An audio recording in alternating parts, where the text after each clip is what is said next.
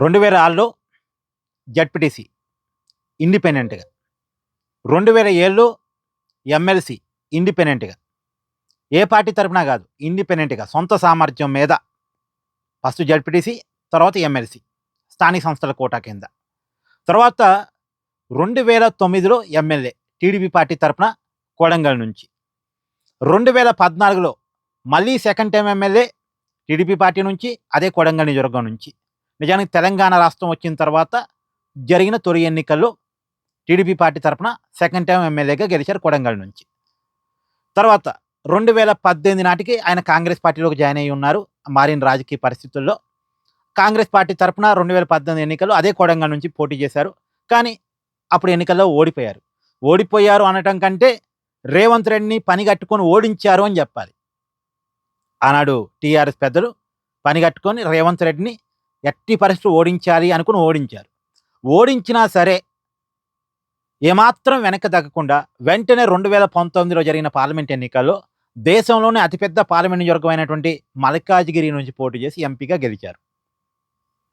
తర్వాత PCC president అయ్యారు. కాంగ్రెస్ పార్టీలో బాగా చక్రం తిప్పారు. ఆ పార్టీకి కూడా ఒక ఊపు తీసుకొచ్చారు.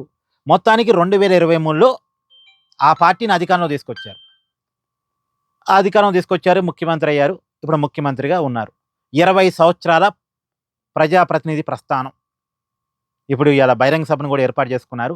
20 సంవత్సరాలు అవుతున్న సందర్భంగా ఆయన ప్రజాప్రతినిధి ప్రస్థానానికి. నిజానికి ఏ రాజకీయ పార్టీ గుర్తింపు ద్వారా కాకుండా ఇండిపెండెంట్గా ఆయన ప్రజాప్రతినిధి ప్రస్థానం కొనసాగింది. స్టార్ట్ అయింది జడ్పీటీసీ, తర్వాత ఎమ్మెల్సీగా ఇండిపెండెంట్. తర్వాత టీడీపీలో జాయిన్ అయ్యారు, 2 సార్లు ఎమ్మెల్యే అయ్యారు. తర్వాత కాంగ్రెస్లో జాయిన్ అయ్యారు, ఒకసారి ఎంపీ అయ్యారు, ఒకసారి ఎమ్మెల్యే అయ్యారు. ఇప్పుడు ఎమ్మెల్యే అయ్యి ముఖ్యమంత్రి పీఠం మీద కూర్చొని ఉన్నారు. నిజానికి రేవంత్ రెడ్డి ఒక ఇన్స్పిరేషన్. ఒక సామాన్యుడు కూడా రాజకీయాలు ఎదగలడు అనటానికి ఒక ఇన్స్పిరేషన్. సో కాబట్టి అంటే జాతీయ పార్టీలో ఇది సాధ్యం, ఎవరైనా ఎదగొచ్చు. కాంగ్రెస్ పార్టీ, భారతీయ జనతా పార్టీలో ఎదగటానికి అవకాశం ఉంటుంది.